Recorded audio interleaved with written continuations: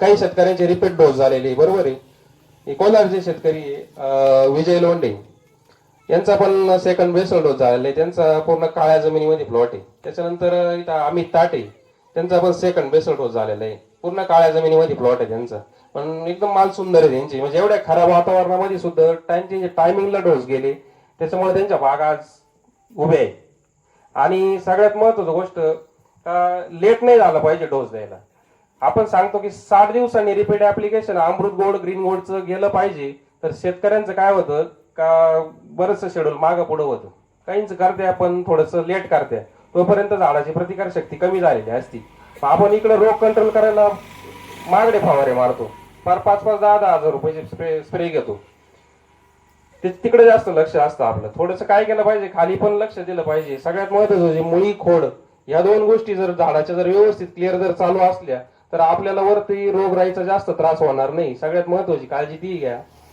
तुमची जर पांढरी मुळी जर चालू नसली पिकाची किंवा झाडाची, तर तुम्ही वरून किती भारी भारी स्प्रे मारले तर तुम्हाला पाहिजे ना असे रिझल्ट मिळणार नाही. सगळ्यात महत्वाचं म्हणजे मुळी खाली चालू पाहिजे. आणि त्या दिवशी तुम्हाला स्प्रे घ्यायचा आहे त्या दिवशी तुम्ही ड्रिपनं थोडं पाणी सोडा, झाडांना पाणी द्या आणि मग स्प्रे घ्या.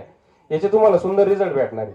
झाड जर ट्रेस मध्ये असलं वरून तुम्ही केमिकल मारताय, तुम्हाला रिझल्टच्या ऐवजी झाड आणखी ट्रेस मध्ये गेलेलं दिसणार आहे. दुसरी गोष्ट, निमेटोडचं नियंत्रण करा. मुळांना गाठी बऱ्याचशा प्लॉट मध्ये बघितलं मी, दररोजच विजिट असते माझ्या, का मुळांना गाठी असतात खूप, खालचा आपटेक कमी असतो. या दिवसामध्ये ढगाळ वातावरण असल्यामुळे प्रकाश संश्लेषण क्रिया झाडाची पूर्ण बंद झालेली असते. अशा वेळेस झाड काय करतं, खालून एनर्जी उचलतं, म्हणजे खालून अन्न तयार करतं. त्यावेळेस तुमची जर मुळी जर गुदमारलेली असली आणि वरून ढगाळ वातावरण असलं, तुम्ही किती भारी स्प्रे करा, किती तुम्ही सॉइल गोल्ड सोडा, किती बॅक्टेरिया मारा, तरी तुम्हाला रिझल्ट भेटणार नाही.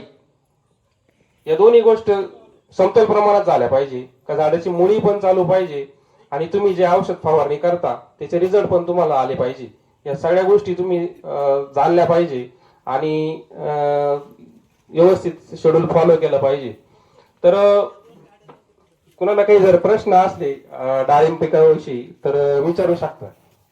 म्हणजे ज्या तुम्हाला अडचणी येत आहे दररोजच्या शेड्यूल मध्ये म्हणा किंवा स्प्रे करण्यामध्ये, वॉटर सोलेबलच आलं, फर्टिगेशन करताना ड्रिपच्या काही अडचणी येत असल्या प्रश्न विचारा तुम्ही, जर काही अडचणी असल्या तुम्हाला तर.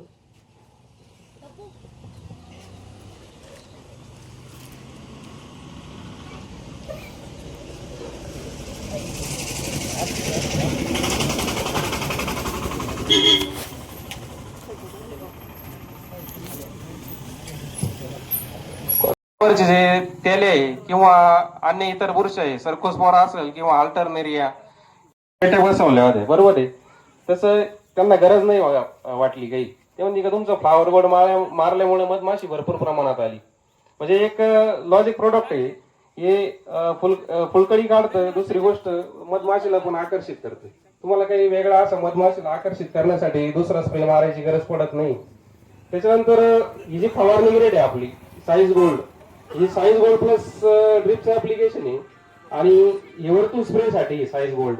म्हणजे ज्यावेळेस तुम्ही फळाची साईज करण्यासाठी जे PGR वगैरे वापरता मार्केटमधून आणता, त्याच्यामध्ये